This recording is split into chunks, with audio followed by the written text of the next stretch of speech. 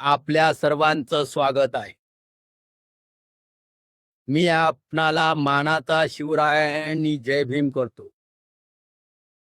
मी V Narayan आणि आपण पाहत आहात समता क्रांती चॅनल. मित्रांनो, आपण पार्ट 1 मध्ये पाहिलं आहे की मोहेंजोदडो हडप्पा ही संस्कृती महान होती. त्या संस्कृतीमध्ये जी नगर रचना होती ती 2 मजली किंवा 3 मजली घरी त्यांची असत. त्यामध्ये त्या घरामध्ये अनेक खोल्या आणि खोलीमध्ये कलाकुसर आणि खोल्या सजवलेल्या असायचे. बेडरूम चांगल्या पद्धतीचे असायचे. घरामध्ये संडास, बाथरूम आणि सांडपाण्याची जाण्याची सोय अशा सुविधा त्या काळामध्ये त्यांच्याकडे होत्या. इतके ते प्रगत अशा प्रकारची संस्कृती होती. आणि त्यामध्ये जी घरं 2 तर्फा असायची ती घरं आणि त्या 2 तर्फाच्या घरामधून जो मधला गॅप असायचा तो खूप मोठा असा रस्ता निर्माण होत असे. म्हणजे रुंद असे रस्ते सुद्धा तिथे होते. त्याचबरोबर घरासमोर अंगण, बाग बगीचे, त्याचप्रमाणे मोठी खेळाची मैदानं अशा प्रकारे त्या घरांची नगराची रचना होती. आधुनिक शहराला लाजवेल अशीच ती संरचना होती. तर अशा प्रकारे ते लोक त्या ठिकाणी गुण्यागोविंदाने राहत असावेत. त्यांच्यामध्ये सहसा वादविवाद होत नसावेत. त्यांचं राहणीमान उच्च दर्जाचं असायचं. त्यांच्या उत्खननातून असं सिद्ध होतं की अनेक मूर्त्या, त्याचबरोबर अनेक अशा कलाकुसरीने बनवलेली भांडी हा संपूर्ण त्या उत्खननामधून दिसून येतं. कारण ती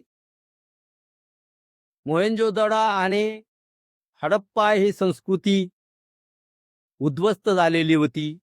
ती जमिनीत दडपलेली होती आणि उत्खननातून हे सिद्ध झालं की ती शहरं आधुनिक पद्धतीला लाजवेल अशी. तर अशा प्रकारे त्यांच्यामध्ये अनेक सुविधा, ज्याप्रमाणे त्यांना लागणारी जे शेतीसाठी अवजारं, भांडी कुंडी, मूर्त्या असे विविध प्रकारचं साहित्य आणि ते पण आधुनिक पद्धतीनं वाटेल असं साहित्य त्यांच्याकडे होतं. अशा प्रकारची ही संस्कृती जी होती ती संस्कृती ही जमिनीखाली दडपली गेली. काही इतिहासकारांच्या मते की आर्याच्या आक्रमणामुळे ते उद्ध्वस्त झाले. तर काही इतिहासकार म्हणतात की इतिहासकारांचं असं दुमत आहे की हे आर्यांच्या आक्रमणामुळे किंवा नैसर्गिक हादशामुळे ही शहरं उद्ध्वस्त झाली, गाडली गेली. परंतु त्या ठिकाणी मिळालेली लिपी आणि त्यांची भाषा ही ज्ञात नसल्यामुळे ठोस पुरावा असा काही आपल्याला मिळत नाही, असं काही शास्त्रज्ञाचं मत आहे. तर अशा प्रकारे ही संस्कृती होती. आणि मग हे संस्कृती ही आपण पाहिलं उत्खननातून तर फारच उच्च दर्जाची होती. तर त्या काळामध्ये मग आर्य जे होते ते मध्य एशियातून खैबर खिंडीतून भारतात आले असं इतिहासकाराचं मत आहे. परंतु टिळकांच्या मते की उत्तर ध्रुवाकडून जर्मनीच्या मार्गे आर्य लोक भारतात आले असं टिळकांचं मत आहे. आता असो, अशा प्रकारचं मतांतर जरी असलं तरी आर्यांनी खैबर खिंडूतून भारतामध्ये प्रवेश केला. आणि मग हे जे आर्य लोक होते, टोळ्याने राहत होते, ते तिकडच्या प्रदेशातून स्थलांतर करीत होते. शिकार करणं, गाई-गुरांचे कळप पाळणे, प्रवासासाठी घोडे, शिकारीसाठी तीक्ष्ण हत्यारे, कुत्रे अशा प्रकारची पाळीव प्राणी त्यांच्याकडे होते. स्वसंरक्षणासाठी